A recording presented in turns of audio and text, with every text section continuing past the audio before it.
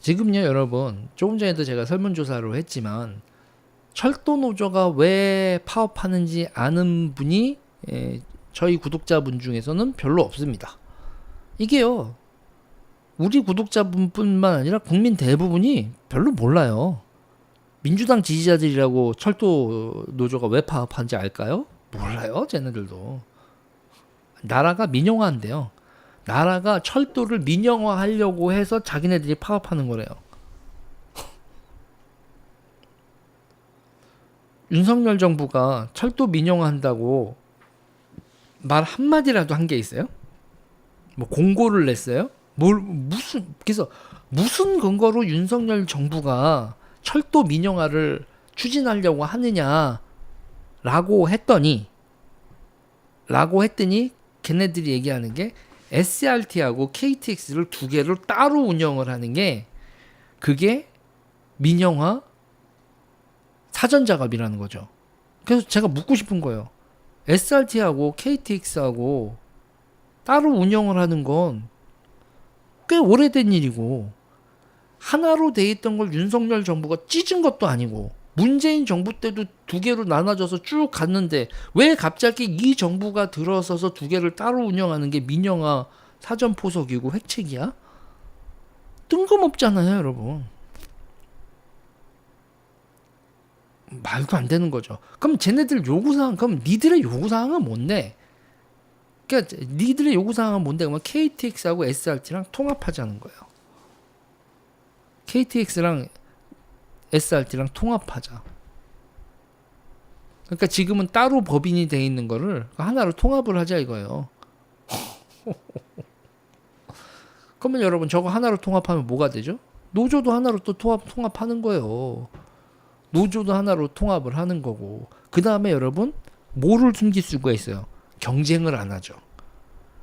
SRT하고 KTX가 두 개가 그러니까 지금 기본적으로 윤석열 정부뿐만 아니라 문재인 정부 때나 그 전 정부 때나 전부 다 SRT하고 KTX 두 개를 따로 운영을 하는 건 경쟁이에요. 경쟁 원리를 도입하자예요. 경쟁 원리를 도입해서 어느 쪽이 더 서비스가 좋고 어느 쪽이 더 수익이 많이 나고 어느 쪽이 더 합리적으로 경영을 하는지 보자. 이거란 말이에요. 이거. 그런데 있잖아요. 저 노조들은요. 경쟁하기가 싫은 거지. 경쟁하기가 싫은 겁니다. 경쟁하기가 싫은 거고 그리고 철도나 이런 거에서 기술 혁신 많거든요, 여러분. 자동차 무인 운전보다 철도가 무인 운전이 훨씬 더 먼저 도입되고 이렇잖아요.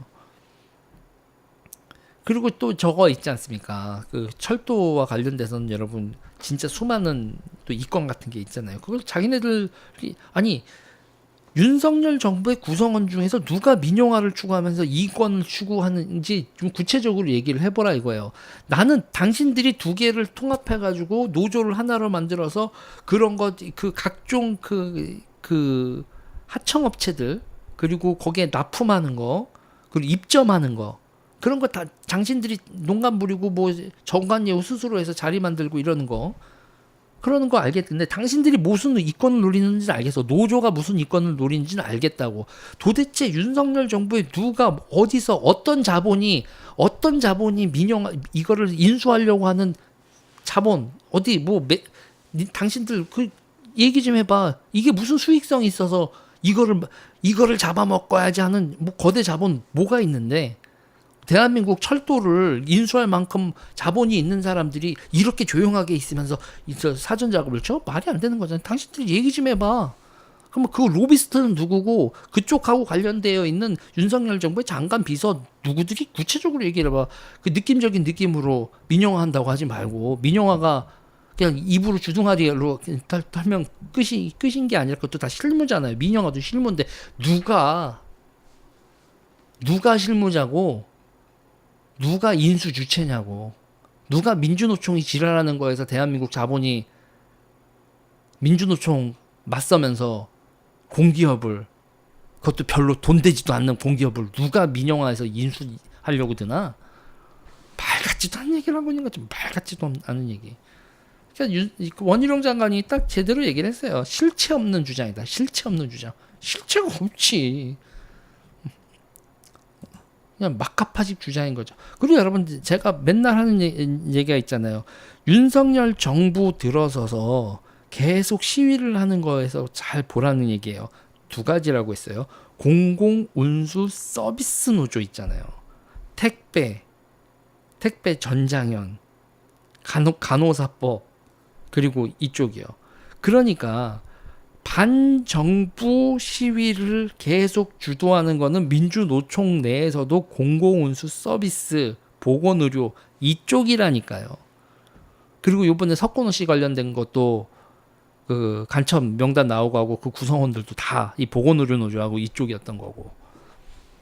그래서 제가 전장현부터 시작해서 제가 그 의료에서 계속 얘기를 하면서 지금 이대로 가면 안 된다. 필수 의료나 이런 거에서 제가 왜 그러니까 필수 의료 문제를 해결하는 거 그리고 소아청소년과 해결하는 거 그건 제 입장에서 뭐냐면 그거는 제 입장에서는 주사파 막는 거예요. 그게 제 입장에서는 제가 그쪽 의사 쪽 전문가가 아니라 제가 주사파들이 비즈니스 장악하는 거에 나름 대한민국에서는 제가 제일 잘 보거든. 주사파 비즈니스는 의사 선생님들한테도 간호사법이 이거 걔네들 저거 케어 시장 메디컬 센터 먹는 거야. 그거 누가 뿌렸겠어? 나지. 아이고 그러네. 오피니언 리더들한테 그거 그리고 이게 전장현이 주장하는 건 이동권이 아니라 탈시설이에요. 그거 누가 뿌렸어? 내가 때 뿌렸잖아. 간호사법도 저거 메디컬하고 걔네들이 그 케어 시장 먹으려고 하는 거고 그렇게 되는 게 보건의료 노조하고 공공운수 서비스 노조하고 이게 다 연결돼 있어서 그쪽에 박서군 씨하고 누구누구 이렇게 해서 진보연대 뭐 이렇게 하면은 요게 완전히 민주노총 중에서도 요 부분이 얘네들이 장악하고 있는 부분이에요. 그러면서 참네 여러분 화물연대 철도노조 간호사법 이게 다 연결이 돼 있는 거죠.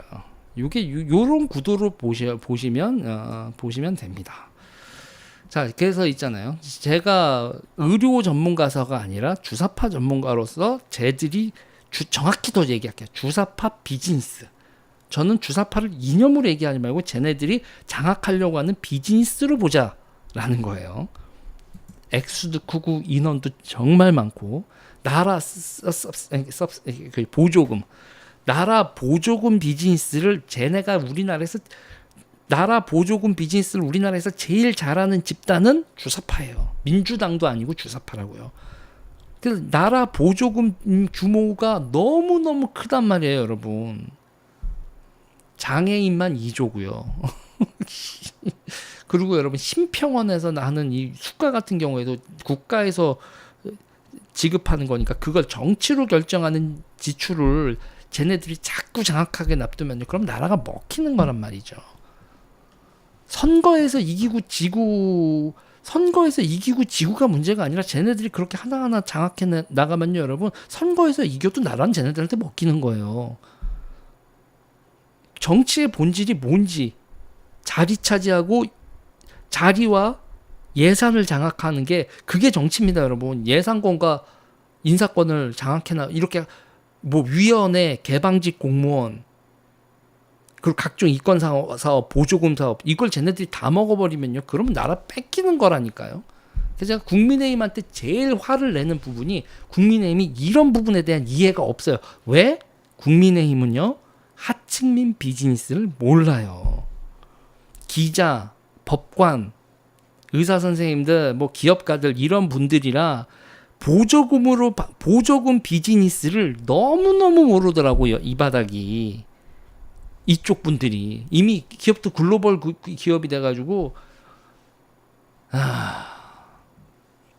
그래서 여러분, 지금 벌어지는 거에서. 그러니까 요게 지금 원희룡 장관 실체 없는 철도노조 요구에 엄정 대응하라 요렇게 하고 실체 없는 노조 이렇게 얘기했는데 쟤네들이 SRT, KTX까지 결국은 민영화가 문제가 아니라요, 여러분. 노조화가 문제예요. 정확히 얘기하면 저런 걸 보고 그래서 쟤네들이 하는 지금 주사파들이 하는 거에서 여러분 이런 걸 정치학 용어로 뭐라고 부르냐면요.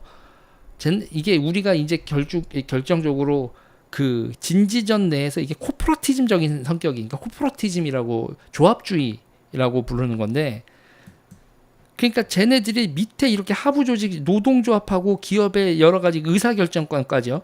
그러니까 코퍼레티즘의 가장 결정적인 게 노조의 경영 참여거든요. 노조가 경영진의 50%를 차지하고 그 다음에 노조가 또 연관돼 있어서 지방 정부를 자기네들 정당이 장악하고 그 다음에 정부까지 중앙 정부까지 선거에서 얘네들이 가장 강한 압력 단체로 장악 또는 연계가 돼 있으면요. 그러면 얘네들의 나라가 그냥 얘네들의 조합이 되는 거예요. 그리고 모든 거에 있어서 의사 결정할 때 위원회 만들어서 그게 이제 대표적인 게 노사정위원회거든요. 근데 문제는 이런 코퍼레티즘이 긍정적으로 작동을 할 때는 사회적 대타협을 할 때요. 사회적 대타협을 해서 노동과 자본 사이에 그래 우리가 이렇게 선은 넘지 말자. 자본이 원하는 거 그래 고용 유연성 이렇게 좀 확보하고 뭐 세금에 있어서도 이런 거 몇 개 해주고 서로 딜을 치면서 대타협을 하면 그러면 코퍼레이티즘 모델도 긍정적으로 뭐 북구 모델이 됐든 네덜란드 모델이 됐든 뭐가 코퍼레이티즘 모델이 작동하는 방향으로 가는데 우리나라에서 지금 좌파들이 하는 거는 코퍼레이티즘의 그 탈을 쓴 진지전이란 말이에요. 진지전이고 우파는 지금 대한민국 우파는 자유민주주의에 대해서 막연하게 생각하면서 코퍼레티즘이 뭔지도 정치적 전선 뭔지 내가 출세하면 되는 거 아니야? 요런 나이브한 생각으로 정치에 대해서 너무 나이브한 상태에서 쟤네들한테 양보하면서 그냥 하층민 비즈니스, 보조금 비즈니스를 쟤네들한테 다 주고 있다고요. 자, 얘네들은 지금 이 실체 없는 철도 노조의 요구가 원희룡 장관님 얘네들이 저거를 장악하려고 하는 거예요. KTX, SRT를 장악하고 나중에 가면 이대로 가면 경영진에도 쟤네들이 50%를 진출시키는 방향으로 갑니다. 문재인이 하려고 했었던 거예요. 경영진에. 그래서 경영진의 노조가 50%가 노조 쪽 이사가 50%가 들어가는 거.